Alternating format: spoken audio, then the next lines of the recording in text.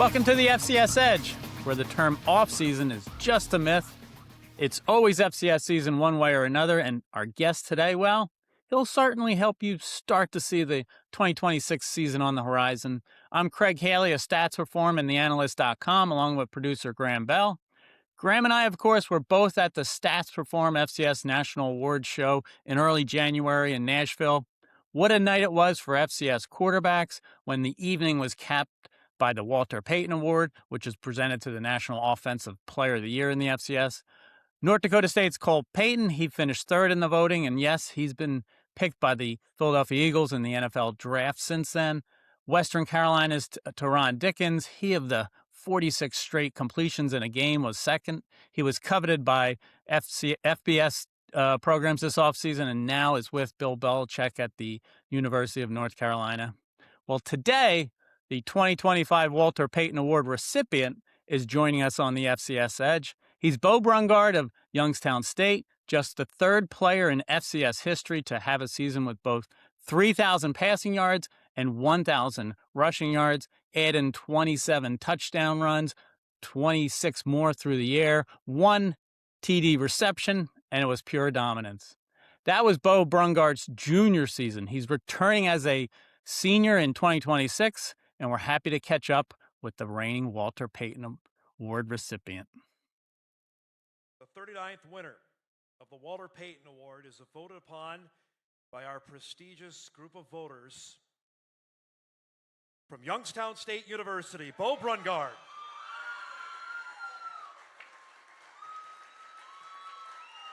Beau, thank you for joining us today. How you doing? How was your spring semester? I mean, football-wise, your studies, maybe some time for fun? Yeah, thanks for having me, of course. And it was a great spring. Spring ball went great. A lot of growth happened. Got some chemistry with some new players on our roster, new receivers. So overall, it was just great. Got to finish up school, graduated, and so now I start my master's. It's all going good. Congratulations. Thank you. Well, our YouTube viewers have the advantage of seeing what I'm about to hold up. It's a special T-shirt that commemorates you winning the 2025 Walter Payton Award. It's a caricature of you. What do you think of that? Oh, I think it's sweet. It just shows, how much the people in the Youngstown area care about football and how much it means to them. When I first saw that, it made me laugh. I thought it was awesome. It looked sweet, and whoever designed it did a great job. And there's a bobblehead on the way? Yeah, there is a bobblehead they're making. I haven't seen that yet, but I'm excited. That's terrific. Well, do you feel people recognize you differently now? I mean, you're Beau Brungard, Walter Payton Award recipient. What does that mean to you? What did it mean winning the award? Yeah, it really was something special, and it's something that you work all your life, something to build towards. But in my mind and as a team, that's not our end goal. And so it was awesome to be able to get it. But our end goal was a league championship and a national championship. So I think the biggest thing for me after that award is just to have zero complacency and to have the mentality that I haven't arrived yet, and you truly never arrive. It's always a growth mindset.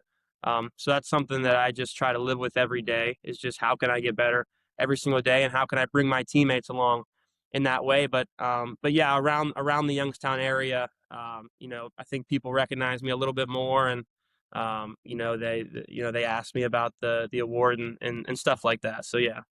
Well, off the top of your head, do you know how many players have won the Walter Payton Award twice? Maybe has anybody done it? I'm not sure. It's happened twice. Armonte Edwards, quarterback at App State, he did it first. Jeremiah Briscoe at Sam Houston, both in the last 20 years. I mean, you would be the third if you were to repeat. So we wish you good luck with that. Now, you had a pretty spectacular season. You had a spectacular season 2 years ago as a sophomore. You had over 2,000 passing yards. You finished with 998 rushing yards, 2 yards shy of 1,000. That had to have been frustrating last offseason. Yeah, everybody was messing with me like you couldn't get 2 more yards. everybody. I really heard it from everybody. But as a team, we didn't have the season we wanted, and a lot of people like to look at my personal stats and like to give me praise. Or if 2 years ago, for instance, I threw a lot of interceptions and or bring me down. But for me and my team, it's about team wins. That's really what's most important. Is do we get a win as a team? And so I try to carry that mindset that this is not about me, and if it weren't for everybody else on my roster, that we wouldn't be who we are. So it's a team sport, and we each have a role to play in it. Now, Beau, you spent the first week of May at a quarterback camp in Florida. I mean, tell us about this camp. Where was it? What was it? What were some of the takeaways? Yeah, so I have a good connection down there with a quarterback trainer, and he coaches some quarterbacks in college level in the NFL, and they do some training down there as well with draft, or not draft, but pro day, getting ready for pro days and stuff. And my aunt and uncle lived down there in the Jacksonville area, and so there was a way I got a connection from my uncle to get into this place a couple years ago. And so every spring break and sometimes in the summer, I'll go down and train. And it's gotten year after year, it's picked up more and more as I've become the starter at YSU, and my career's taken off a little bit. I've gone more and more, and I've just seen how that knowledge of the quarterback position and the technique and all the training I do down there, how it's carrying over and helping me up here. So super appreciative for the guys down there who helped me out, and who are helping me reach my goals. Sure. Now, you epitomize the term dual threat quarterback. I mean, what do you enjoy more, running the ball or passing the ball? It really is hard to say because you really do get to experience different emotions with each one. I really do enjoy when I break the pocket, and you just have that moment of you can do either. In my mind, that's really the best is those moments where you have the freedom to tuck it or to run it, or to throw it. I mean, but I would probably say, it really feels good to complete a nice deep ball. It's hard to beat that when you get into a rhythm, and you complete a nice deep pass and you put it on the money. There's not many other feelings like that. What can you tell us about your 50-yard touchdown reception? Yeah, that's something I got to experience this year. Catching the football. Um, when Coach Yursich put that play in, I was so excited. I was just hoping that we called it. I was so hoping that we would call that. And fortunately, we have a great receiver, Fresh Walters, who can throw it. And so he made a great throw, and my line just built this wall down the sideline for me. But yeah, it was awesome getting to catch a pass. It's unlike anything else. Well, how would you say you fit into Youngstown State's offensive scheme, and how does the offense fit you? Yeah, so Coach Yursich, when he first came in, he did a great job of, I think, assessing where we're strong and where our weaknesses are, and seeing what plays fit, the personnel we have. And in years past, Coach Yursich, whether it be at Oklahoma State or Penn State, I think he's had a little more pocket passer type of guys with Mason Rudolph, or whether it be Drew Aller, guys like those. So it was awesome to see how he got to open up a different side of the playbook that suited me more and suited the guys around me more to a little more dual threat kind of thing. So, Coach Yursich has taught me so much, and just his football knowledge just pouring into me. It's been awesome, and I certainly would not be in the position I am right now if it weren't for him. And just the passion that he pours into each and every guy on our team. He truly is a passionate coach, and he demands the most out of everybody. So, I really do owe a lot of it to him. Now, you alluded to the 2024 season. You felt like the team, didn't reach its potential. You were 4-7, and then last year you guys came on strong. You made the playoffs, and then you surrendered a 28-point lead in losing to Yale. Tell us about both memories, the highs of the season and then what you take away from a loss like that in the playoffs. Yeah. Along each step of the journey, you learn something new, and you can't view anything as a loss. It's just a learning opportunity. And so, for me, coming off the 4-8 season, I threw more interceptions than I did touchdowns. I treated that as a learning opportunity for me. Where can I improve this offseason to make that change? And it was really in the film room. I think that's really where I took a big step up, was understanding defenses and how I can make improvements. And then as I began to make changes in that area, it was evident in this past season how that helped me. But like I said earlier, you've never arrived, and there's always something new to learn. And it was unfortunate how it came about, but we did blow that big lead. But it's something that we'll never let happen again. It's something we're going to learn from.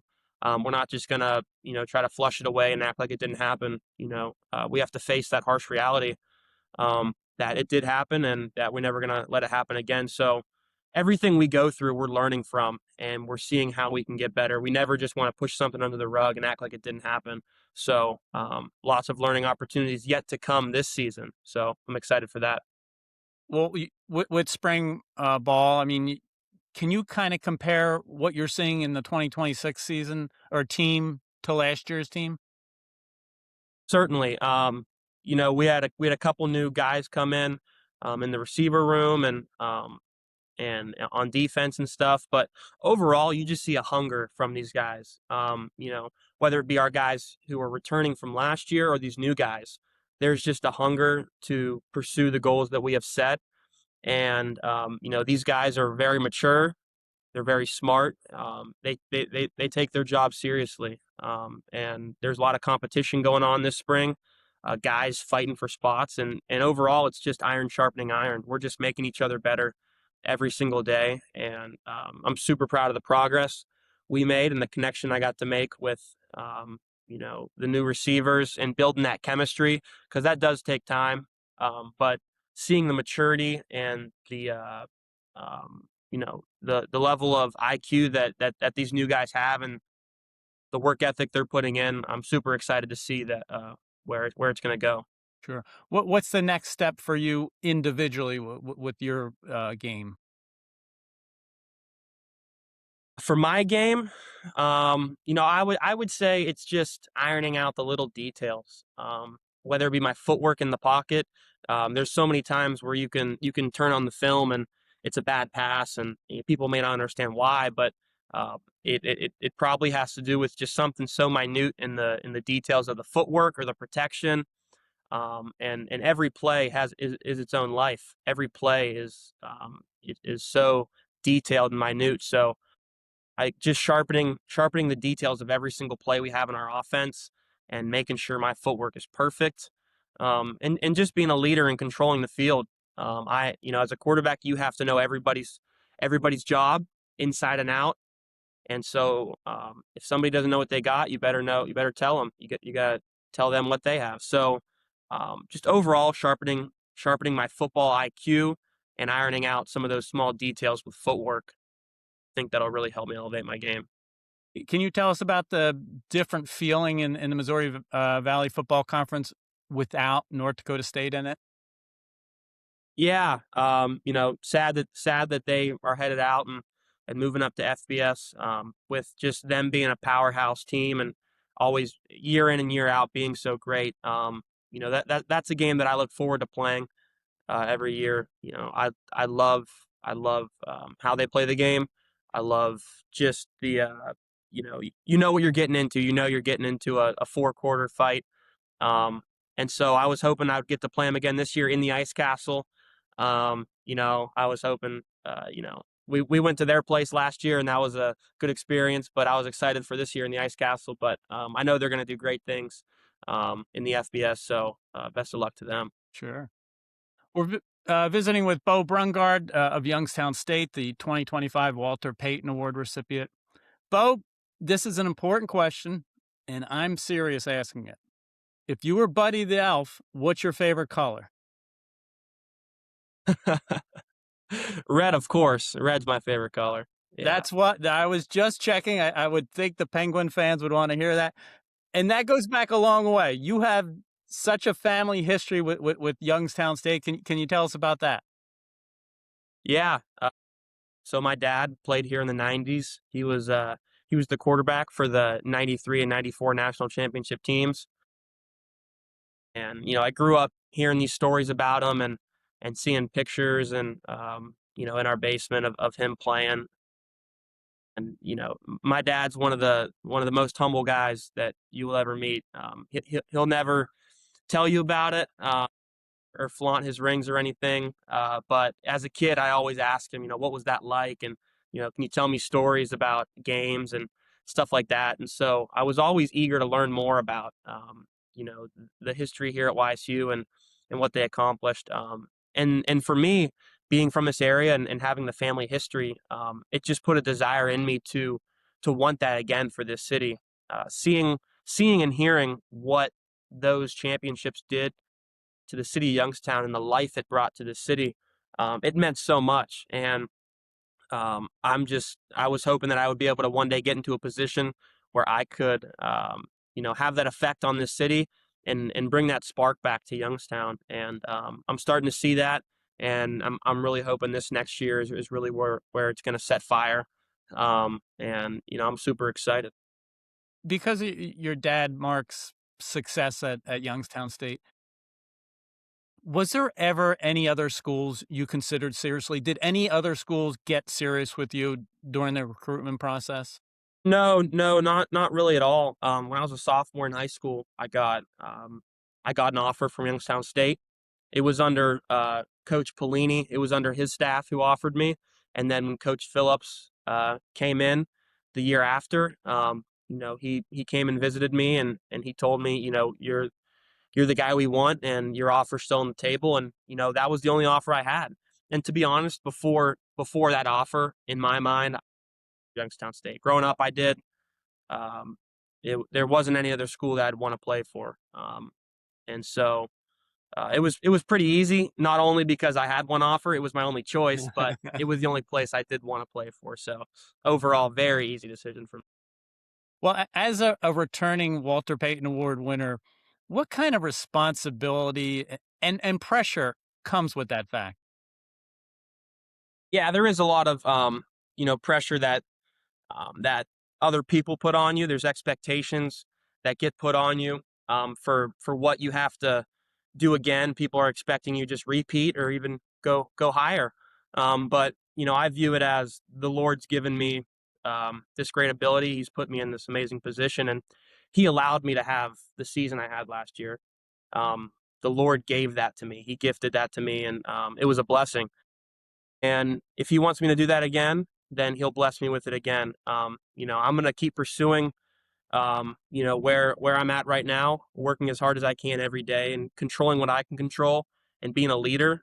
And then if the Lord decides to bring that blessing upon me, then um, that's awesome. And if He doesn't, then it is what it is. But I know it's in the Lord's hands, and so I find a lot of peace in that, knowing that He is in control, and it ultimately is up to Him, and it's for His glory. So that's where my mind's at, and that's where I stay. Beau, I know it's a busy off season. Best of all, I know you have a wedding day coming up. Yeah. Tell us about your bride to be. Yeah, so I get married a little under 2 weeks, May 23rd. We're heading down to South Carolina to get married, and high school sweetheart. We've been dating for over 5 years now. We started dating in high school, and I just knew it was time. It was probably a little over a year and a half ago. I just knew it was time, and I said this upcoming spring break, I'm gonna propose. So we were down on spring break with my aunt and uncle in Jacksonville, and I proposed on the beach, and so I've been looking forward to this day for a long time. And she's the one, and I'm so thankful for her. So yeah, Yeah, congratulations. thank you. How about, is there anything we haven't talked about, the team, yourself individually, that you want to point out looking ahead here in 2026? Mm. I think one thing that doesn't get enough one group that doesn't give enough recognition is, our O-line. We have all of our guys returning from this past year, which is absolutely incredible, and that's going to be so important for our offense and our team. They are the ones who start it all. They do it all, and so just to have all those guys back, a number of them could have left, could have went other places, but that's what I'm most proud of with this team is, along with myself, there's numerous other fifth-year seniors who had the opportunity to go and chase money and go make money at bigger schools, but they share in that mindset that I have, that they love Youngstown, they care about Youngstown so much that they want to see Youngstown succeed, and they want to bring a championship to this city and to this school, and I'm so thankful that they share in that mindset with me. And so we brought numerous guys back, like our left tackle, Desmiel Lee, and our linebacker, DN, Mike Wells. Guys like those who, so talented, could have went places, but, they wanted to stay here and they wanted to bring a championship here. So I think the combination of bringing back our entire O-line and then bringing guys back with that mindset of, staying for a championship, I think that's huge for us. And that always works well. We've seen it with North Dakota State, South Dakota State. How enticing or of a pool is it pulling on people NIL today, as say just a few years ago when you were coming into college? Yeah, you always hear stories about, the money that gets offered and people leaving, and you get upset and you're like, oh, if I was in that position, I would never leave. I would never, like, why would you even think about that? But then when you get put in that position, your eyes are open a little bit to just how real it is. The amount of money that is offered to you and what you're being told from other people, and other people in your life are trying to tell you, there's a lot of people in your ear of what decision you should make. So for me, it was just closing myself off and getting into a space where I was able to pray and seek what does the Lord want for me, and what's best, not just for me, but for everybody around me. Uh, and after that, for me, it was easy to stay here, but it is very enticing, and when you just realize that, like, the amount of money that they're offering you, that could be your reality. But you have to look in the mirror and see what you value. And for me and a lot of other guys, a championship is what we wanted. Beau Brungard, we so appreciate your time today visiting with you on the FCS Edge. You have one of the best backdrops I've seen, decked out in red and white, of course, of Youngstown State. Pretty sweet, yeah. We wish you the best of luck moving forward with everything, including wedding day and the 2026 season. We appreciate Graham Bell for producing today's show, and all of our listeners and watchers here on the FCS Edge. We will be back next month with another episode of the FCS Edge.